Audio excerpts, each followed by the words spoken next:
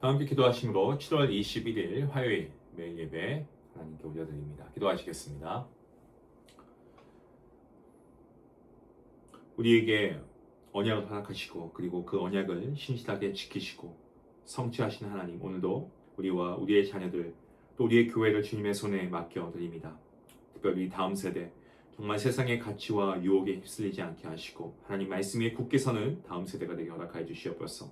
무엇보다 우리가 드리는 예배 가운데 이들이 정말 예수님을 인격적으로 만나는 그러한 예배가 되게 하시고, 학교와 가정과 일터와 교회 가운데 정말 이들의 믿음을 주님께서 담대히 지킬 수 있도록 하나님 함께하여 주시고, 하나님 나라를 위하여서 거룩한 꿈을 꾸는 세대, 바로 우리의 다음 세대, 우리의 자녀가 될 수 있도록 인도하여 주시옵소서. 부모와 교사들 가운데 하나님께서 지혜와 사랑을 주시고 말과 삶을 통하여서 믿음의 본을 보일 수 있도록 하나님 함께하여 주시옵소서. 우리 교회 그리고 다음 세대가 성령의 충만함으로 날마다 믿음으로 장성하는 아버지 귀한 세대가 되게 주님 허락하여 주시옵소서. 오늘도 이 예배 자리 잊지 않고 나온 모든 주의 자녀들 가운데 주님께서 함께하시고 말씀의 은혜와 평안을 허락하여 주시옵소서. 감사하며 예수님의 이름으로 기도하옵나이다. 아멘. 찬송가 424장 함께 하시겠습니다.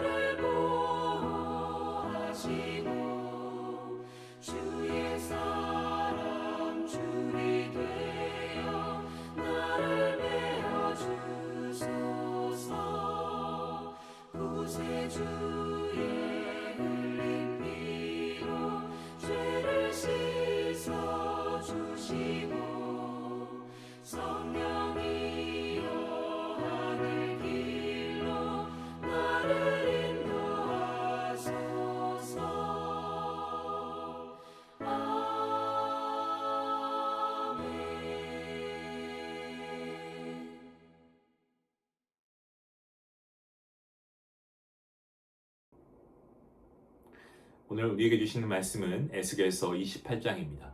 1절부터 19절까지의 말씀, 우리 함께 말씀을 읽도록 하겠습니다.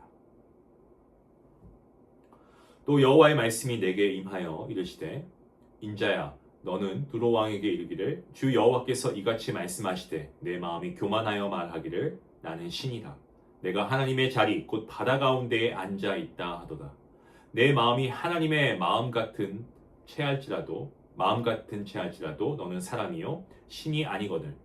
내가 다니엘보다 지혜로워서 은밀한 것을 깨닫지 못할 것이 없다 하고, 내 지혜와 총명으로 재물을 얻었으며 금과 은을 곳간에 저축하였으며, 내 큰 지혜와 내 무역으로 재물을 더하고 그 재물로 말미암아 내 마음이 교만하였도다.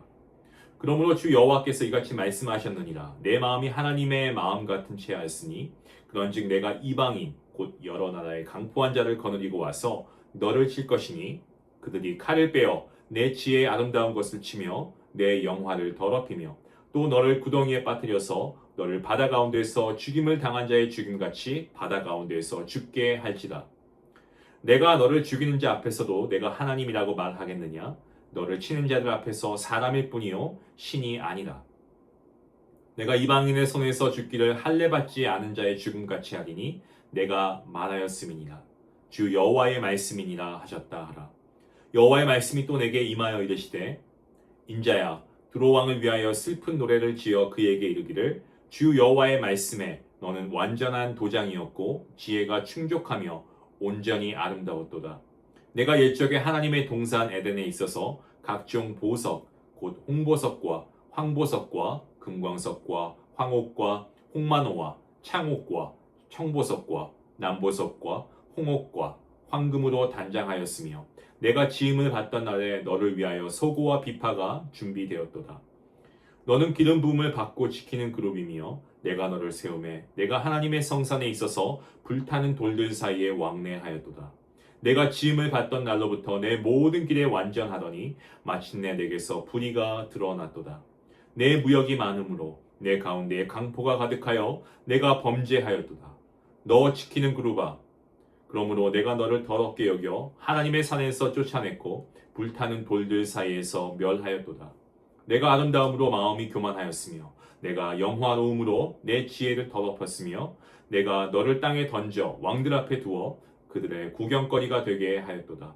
내가 죄악이 많고 무역이 불의함으로 내 모든 성소를 더럽혔으며 내가 내 가운데에서 불을 내어 너를 사르게 하고 너를 보고 있는 모든 자 앞에서 너를 땅 위에 죄가 되게 하였도다.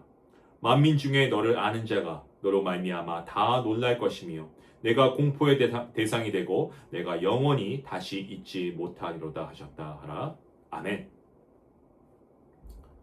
오늘 본문 1절부터 19절까지의 말씀은 교만으로 인해서 무너진 두로 왕을 보여주는 말씀입니다.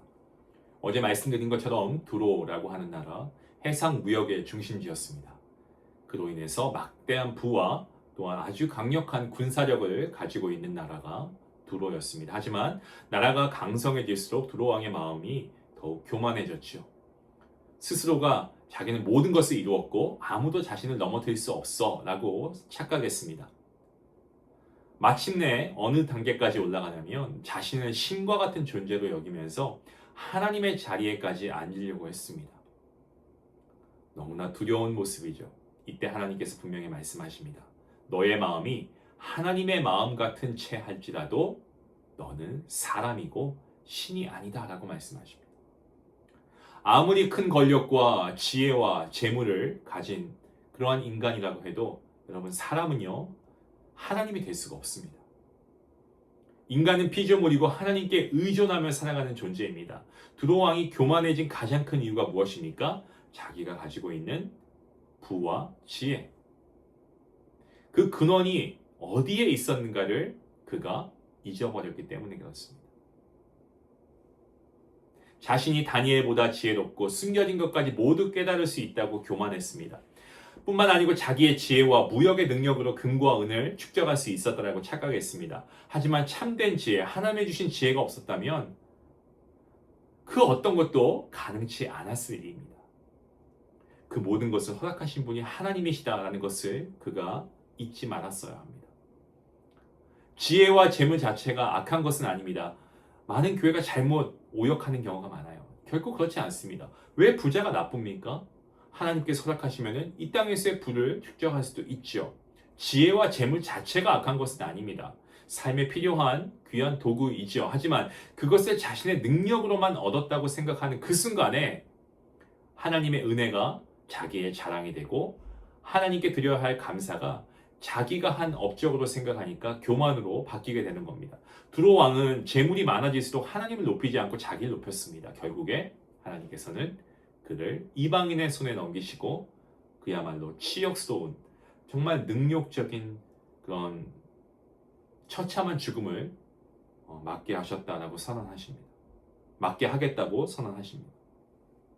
두로 왕의 모습은요. 사도행전에 등장하고 있는 한 인물을 떠올리게 합니다. 네, 헤롯 왕이죠. 헤롯이 왕복을 입고 연설하니까 백성들은 그의 목소리를 신의 목소리라고 외쳤습니다. 그 말을 듣고 나서 그는 그 영광을 하나님께 돌리지 않고 결국에 하나님의 심판을 받죠. 높은 자리에 있었습니다마는 그의 마지막은 비참했습니다.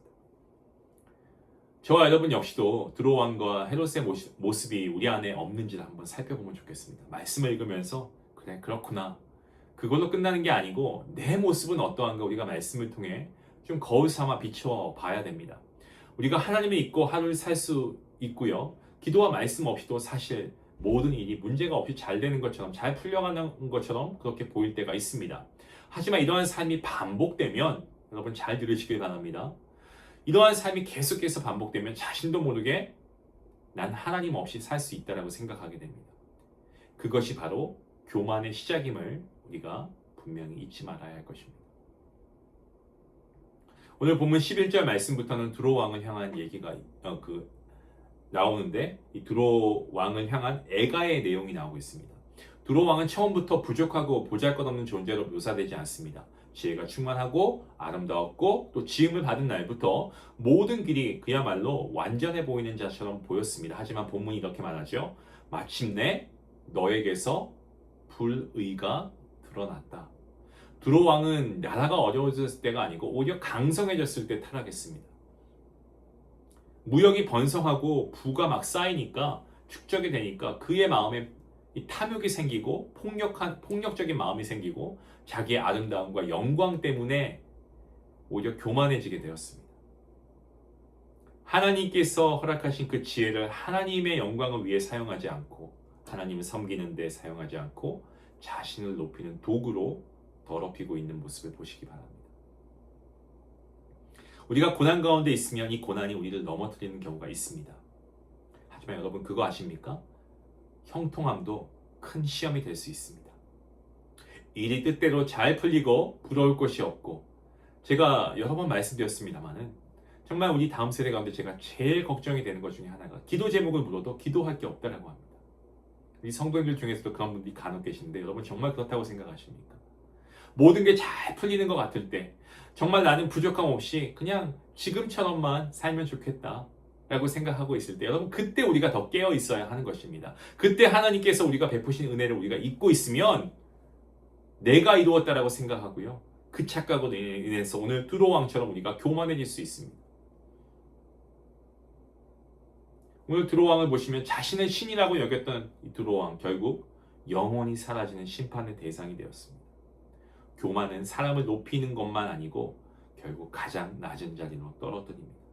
때문에 우리는 가진 지혜와 재물, 지위와 재능 모두 하나님께로 왔음을 날마다 고백할 수 있으면 좋겠습니다.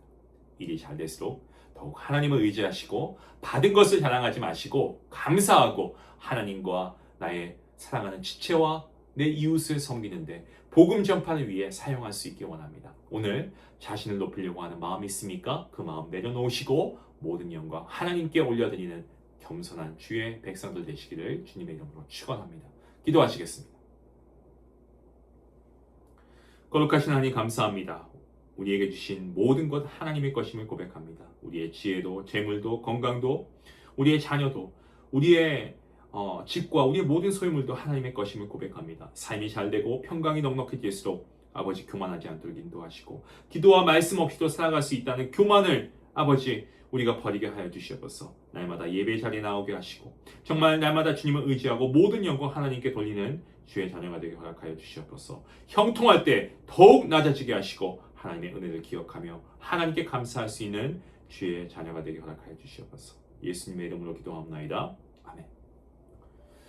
오늘 여러분이 생각하기에 내가 당연하게 여기고 있거나 또 내 힘으로 이루었다라고 생각하는 그런 것들이 있으면은 우리가 하나님께 회개하면 좋겠습니다. 그리고 모든 것이 하나님의 은혜입니다. 라는 믿음의 고백 우리가 함께 기도하며 나아갈 수 있기 원합니다. 기도합니다.